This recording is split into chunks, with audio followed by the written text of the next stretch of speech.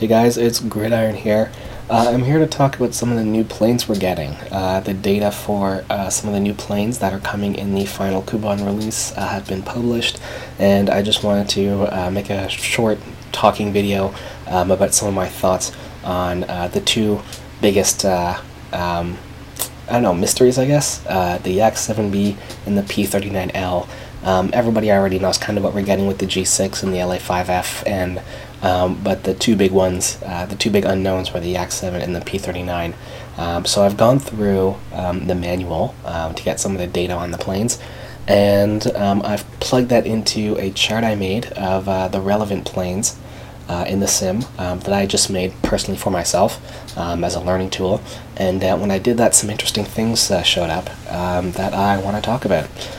So first and foremost, I have terrible allergies. Where I live here in Canada, the weather's changing really fast, and I always get really bad allergies when the weather changes really fast, so my voice is really nasally and my nose is filled with mucus. So you will have to forgive my terrible voice. But yeah, anyways, continuing on, let's look at the P39 and then the Yak-7. Alright, the Yak-7b. So a brief history, it was a happy accident. It was a converted trainer for the original Yak-1 Series 69. It was known for its exceptional maneuvering. It was an amazing turner. And it also, we know that it's going to have the most accurate flight model in the simulation. So I'm going to assume that the numbers written here in its in-game manual are going to be a fairly accurate representation of what we're actually going to get to fly. So looking at some of the numbers here, it has the same Klimov 105 engine as the other Yaks, so there's nothing special there in terms of engine management. If we move over to the speed, this is interesting. So it's going to have a maximum TAS at 2000 of 565 kilometers per hour. Now if we go look at the Yak-1b, because that's what I would compare it to. I love the Yak-1b. I think the Yak-1b is probably the best fighter in the game, or I should say the sim right now. And a lot of people were not sure what they were going to get with the Yak-7. It's not exactly a super... I don't really know how to say it. It's not a plane that really gets people going, so I mean there's not a ton of resources out there. But if we compare it to the Yak-1b, it's basically the exact same speed. So if you compare both the Yak-7b and the Yak-1b and the original Yak is basically coming in at 550. So we knew that the Yak-1b, obviously because we've had it for quite a while, was quite a bit faster than that. So that's going 567. Now if you close the radiators, you can get quite a bit more speed out of it. So for me personally, I usually fly with around 50% to 60% rads. On winter, you can close them down to 30 even, so you can even get more speed out of that. With the Yak-7b, you're basically going to be getting almost the same speed as the 1b, if we're to trust these numbers. So that's really significant, because a lot of people were under the impression that the Yak-7b was basically just going to be a Yak-1 that was kind of like a slightly better turner, or it just had better guns. But if we actually look at the numbers we've got, it's actually going to be a significant amount faster than the original Yak as well, on top of that. Now, if we move over to the climb rates, we can see that it actually has a slightly worse climb than all the other Yaks. So the Yak-1 Series 69 is coming in at 15. The Yak-1b is also coming in at 15. I think that might be a little wrong, because I know flying the Yak-1b is a significantly better climber than the original Yak-1. So there's a little bit of grain of salt there.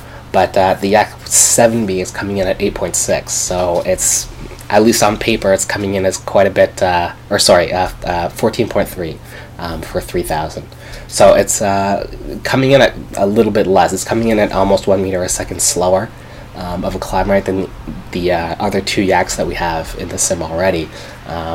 Like I say, grain of salt, but it looks to me like the Yak probably is not going to be the plane you're going to take if you want to do a lot of vertical maneuvering. If you want to do a lot of climbs, boom and zoom, it's probably not the plane for you. However, if we put that aside and look at the turn time on this thing, that's where things really get really get exciting. So if we look at the original Yak, we have 24.6 seconds at 270 kilometers per hour for the original Yak through 69. If we look at the Yak-1b, we have 24.1 seconds, so it's a little bit better at 270 kilometers an hour. So they have a fairly similar turn time, the original Yak and the Yak-1b. But if you look at the Yak-7b, we had 24 seconds, 24.0 seconds at 310 kilometers an hour. So that's a significant improvement. It's doing better than both other Yaks at almost 40 kilometers an hour faster. So if you brought the Yak-7b down to 270 kilometers an hour faster, or sorry, of 270 kilometers an hour, you can imagine that the Yak-7b is going to be outturning both Yaks by a significant margin still.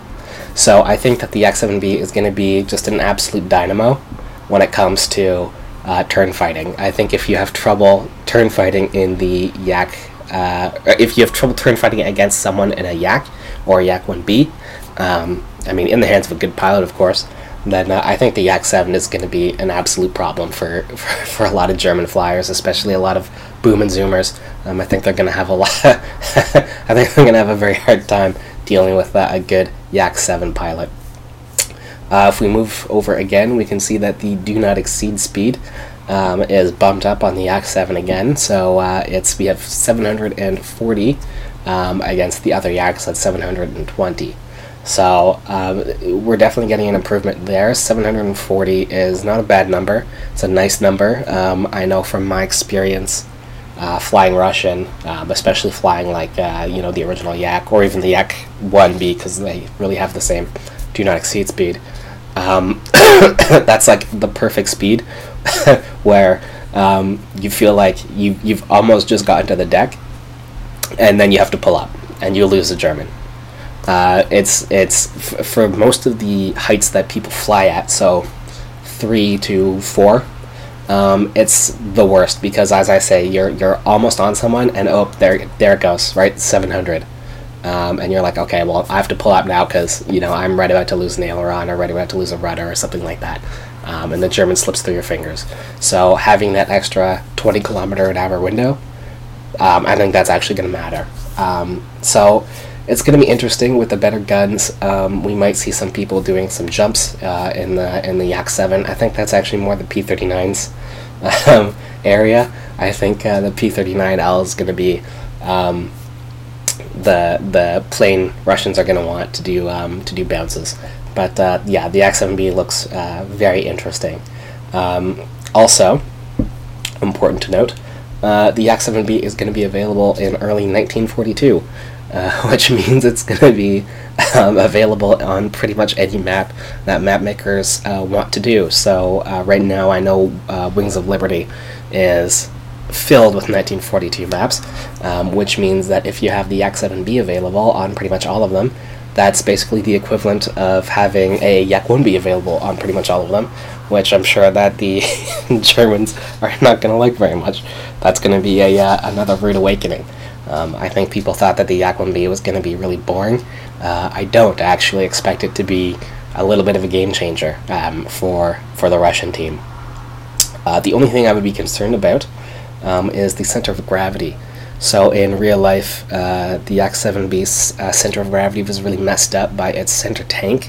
It has a tank behind the pilot, a gas tank behind the pilot, and when it was filled, it messed up the plane's center of gravity. It lost a significant amount of performance by having that tank filled. So it'll be, if that's modeled in game, I don't know if that will be. I imagine it probably won't.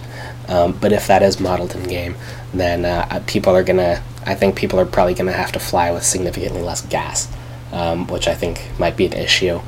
Probably not for a bunch of other people, because I know most people only fly with 30% gasoline or something like that, which is crazy. I don't know how people do that, but yeah, I think that may be a concern if it is modeled. But yeah, so that is my impressions on the Yak-7b. Okay, so the P39L era Cobra. So a brief history. It was one of the most successful planes in World War II. I believe it produced the most aces for Russia. It was very well liked. and I also believe it was the last Russian plane to score a kill before Germany surrendered. I'm looking forward to see why that was. I'm looking forward to see why the Russians liked it so much. Looking at the numbers we got, I was a little bit heartbroken. I was a little bit heartbroken because they did the engine a little bit dirty. They split up all its power into various modes. So it has a 15-minute combat power. It has a 2-minute. It's called takeoff power, but it's basically emergency. And then it has a 1-minute like super boost mode, which gives you the full 1,550 horsepower, I believe it is. Yeah, so I was a little bit upset that the 15-minute combat was only like 1,100 horsepower or something like that. That was junk. But, you know, whatever, moving on. So, it seems it will have a manifold pressure governor.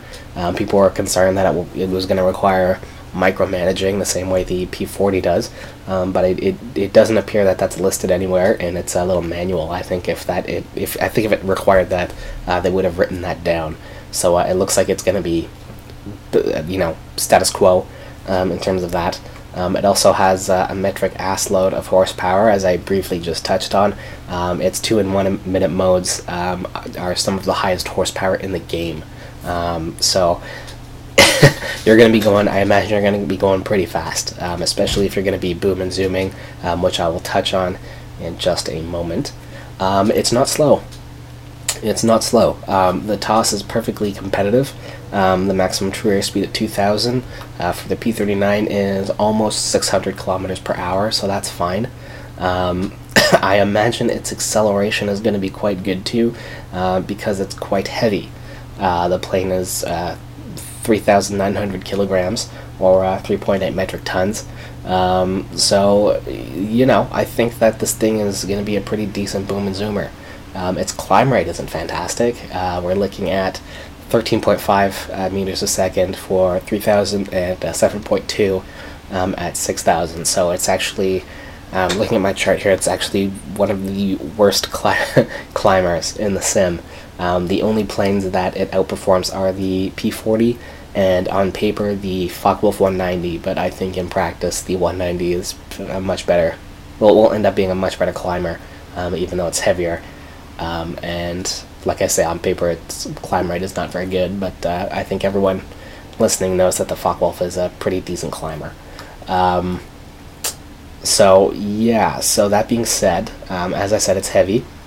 However, if we look over at its do not exceed speed of 841 kilometers an hour, it's really nice. That's a sexy do not exceed speed. That's almost as good as the Germans. That's only 10 kilometers slower than the Germans. So if you pair that with a decent acceleration rate and all the guns that this thing's bringing, especially if you equip yourself with the 37mm, I believe it is, in its nose, it's entirely possible that this thing could be the next favorite Russian boom and zoomer.